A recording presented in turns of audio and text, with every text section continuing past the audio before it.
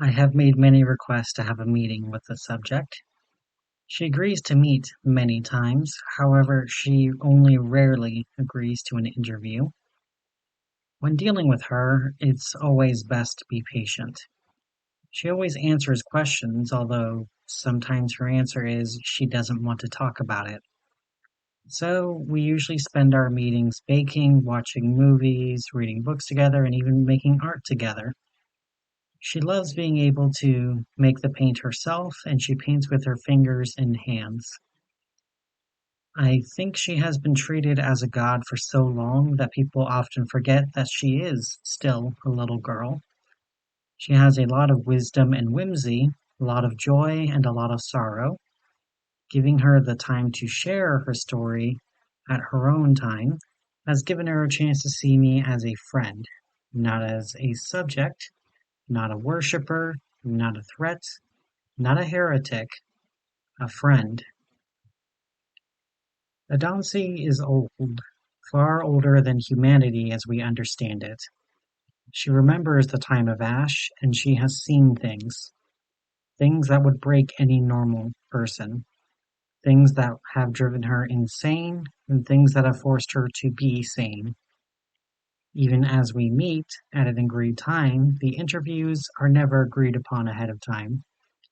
Giving her a time frame makes her feel forced. So I just wait, and sometimes while we are doing something like watching a movie or baking a cake, her face will change. No longer in the moment we are in, her mask falls away, and I can see the little girl underneath the goddess.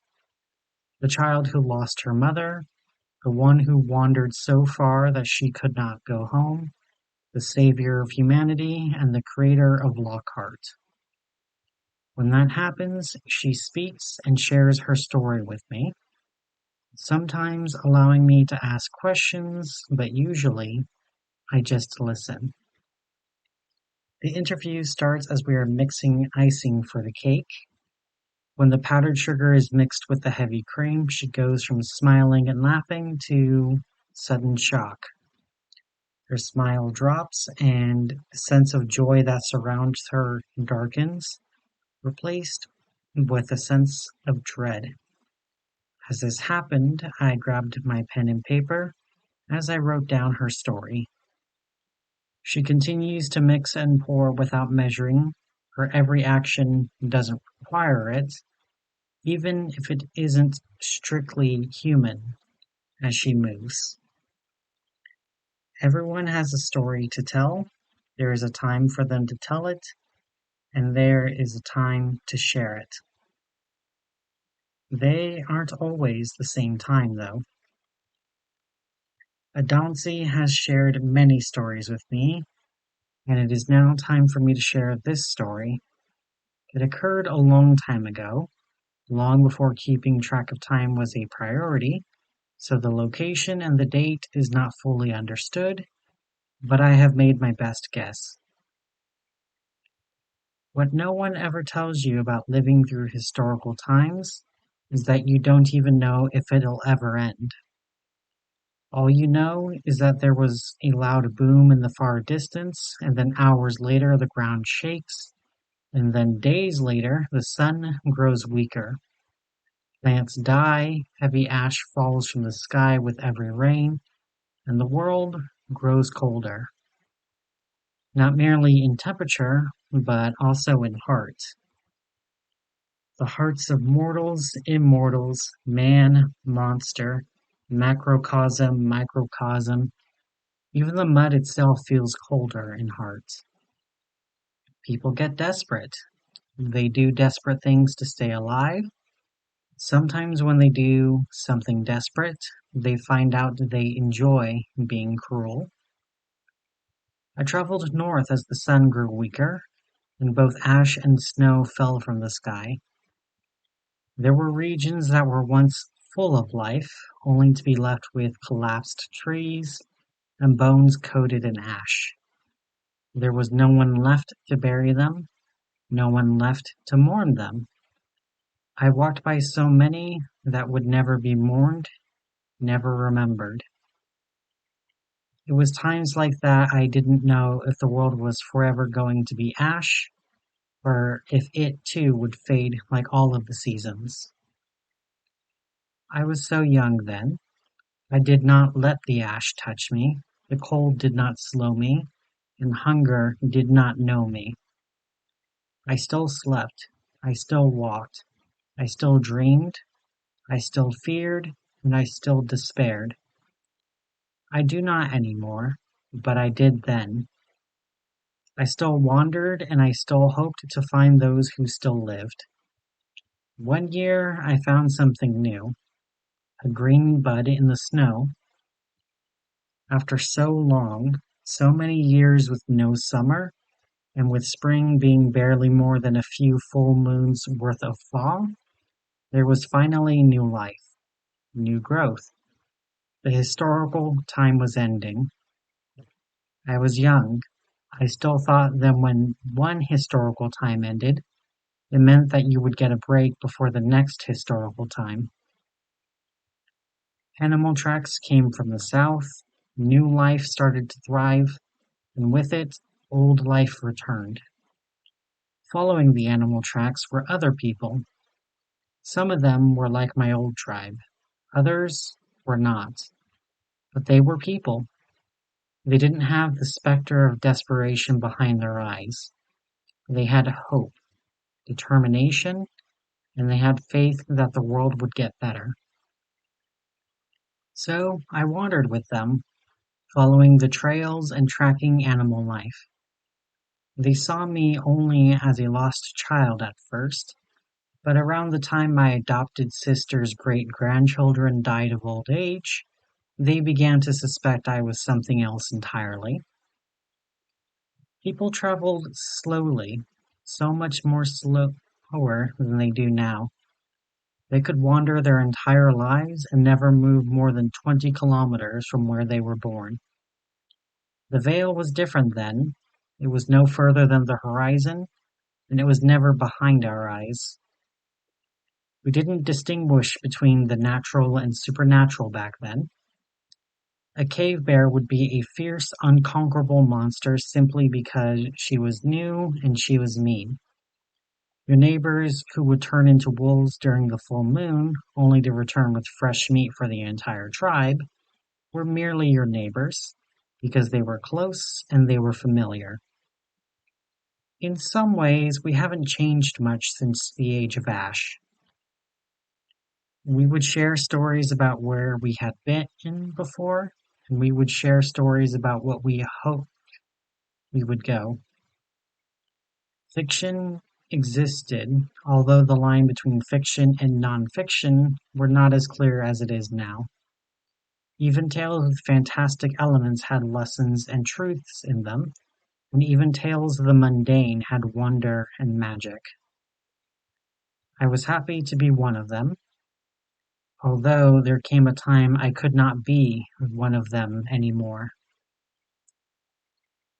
We were in the steppes when we found the Acolytes of Ash.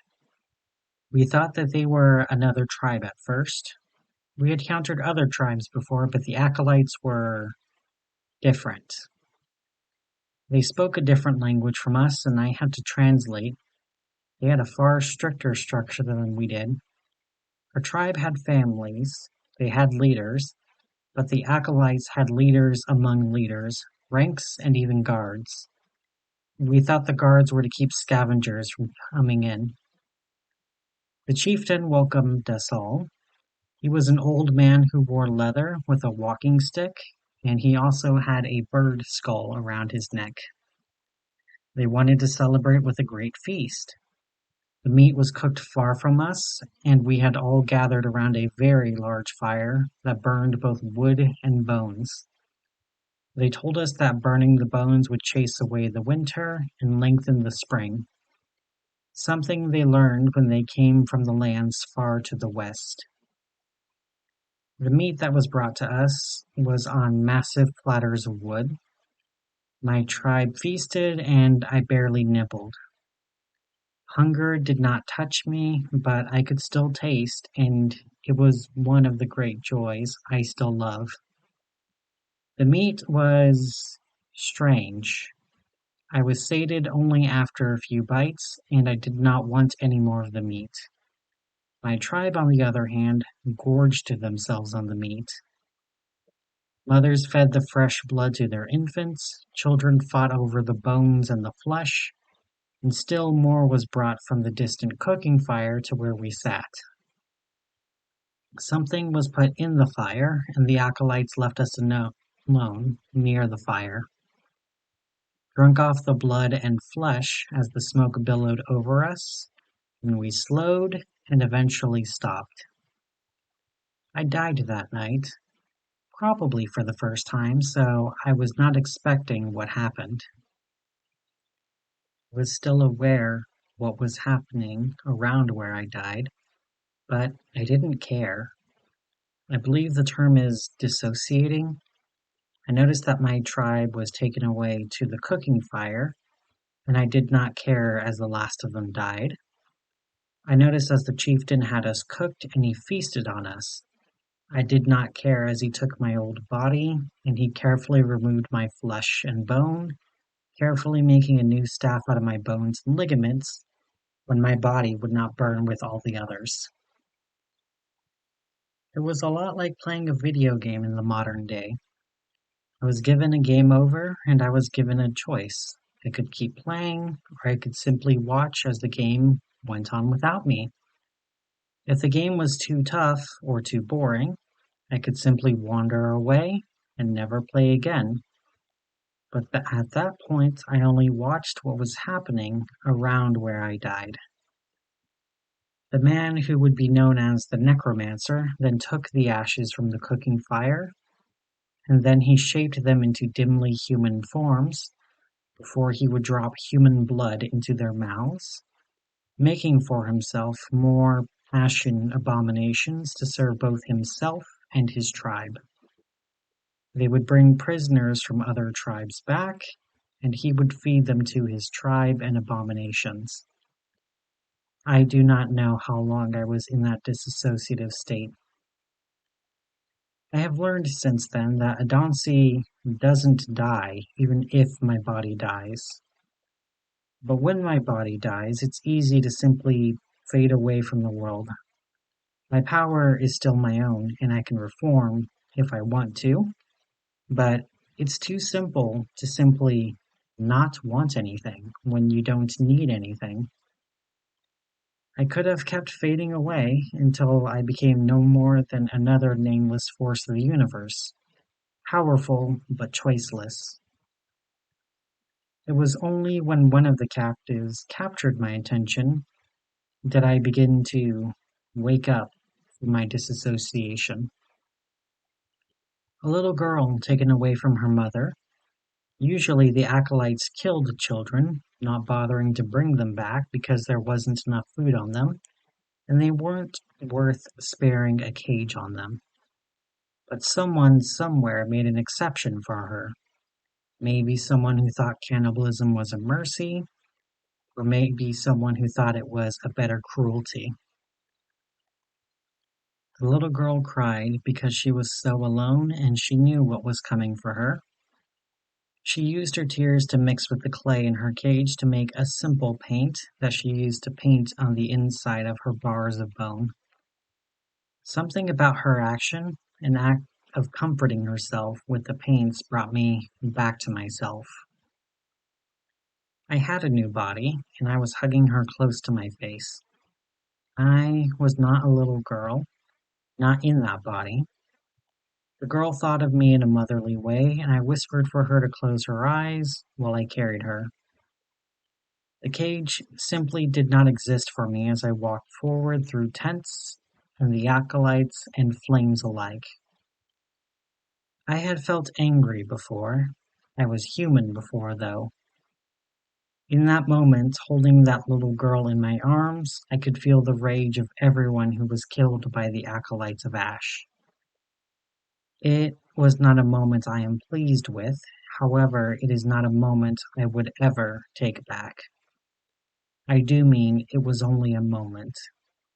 In mere seconds, the tents were reduced to ash and the cages collapsed, allowing the captives a chance to escape. Every step I took forward brought more deaths to the Acolytes of Ash, Abomination, or Acolyte. I reduced them alike to ash, and I made my way to the chieftain's tent. Just outside the tent, I paused when I saw what the chieftain had left there. It had been many years, but I could still recognize my old body. It was misshapen, with the bones removed. The stitches were crude and made from ligament. Untouched by decay, the body still moving.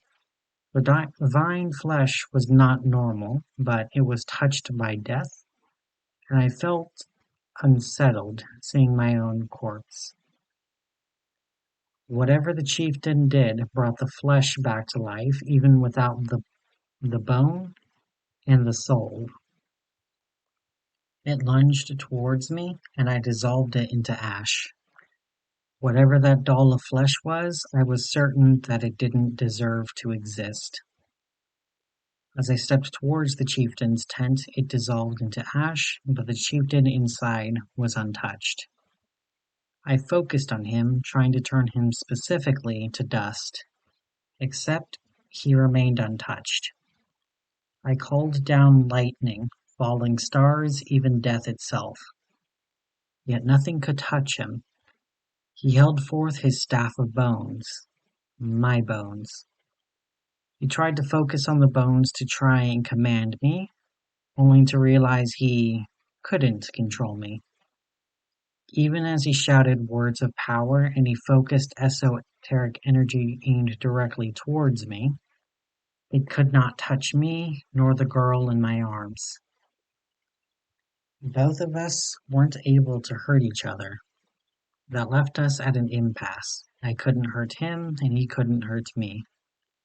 We stared at each other in the night as he dissolved into shadow, taking my bones with him.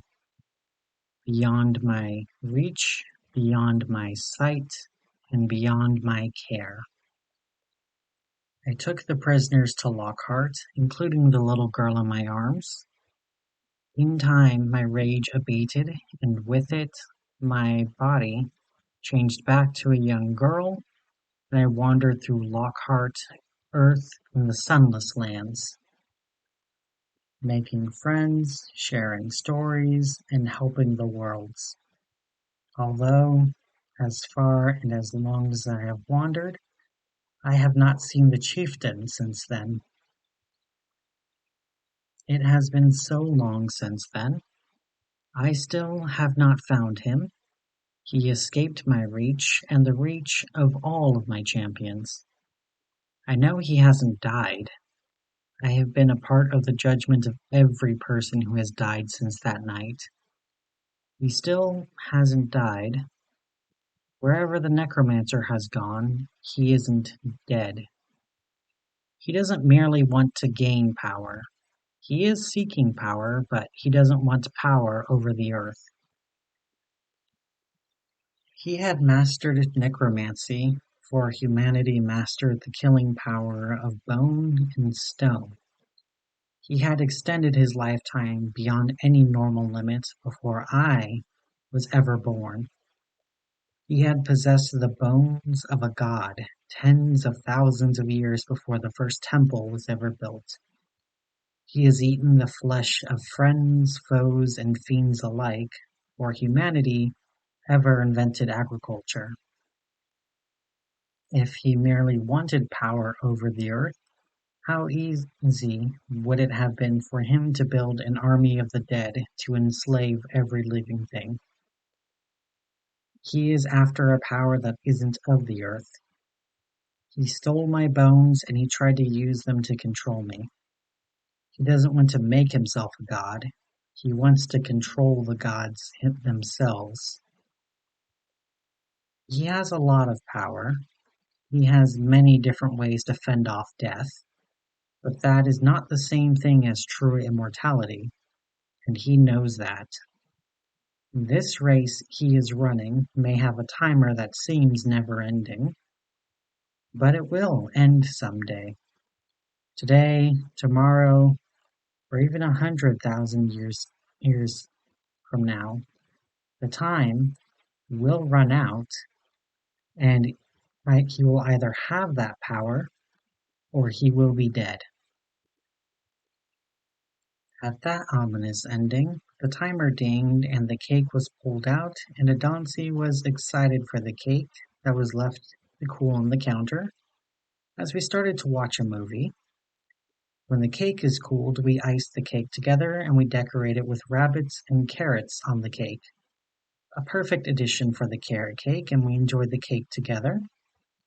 We watch the movie as we eat the cake before Adansi asks, "What do you think you will be able to do that beings like me weren't able to do?" I can keep track of his story, and I will keep him from escaping into anonymity. Nobody can remain uncatchable, but somebody can be caught. He leaves a story, and his story means he can be caught. No one is unbeatable. If he was, he would share his story willingly. He wouldn't be hiding himself. By revealing where he is, he will be caught. And he has many enemies, not just you. It is quiet as we watch the movie and we eat the cake before Adansi takes a slice of cake home, while I continue my work and I continue my study to find out where the Necromancer is hiding.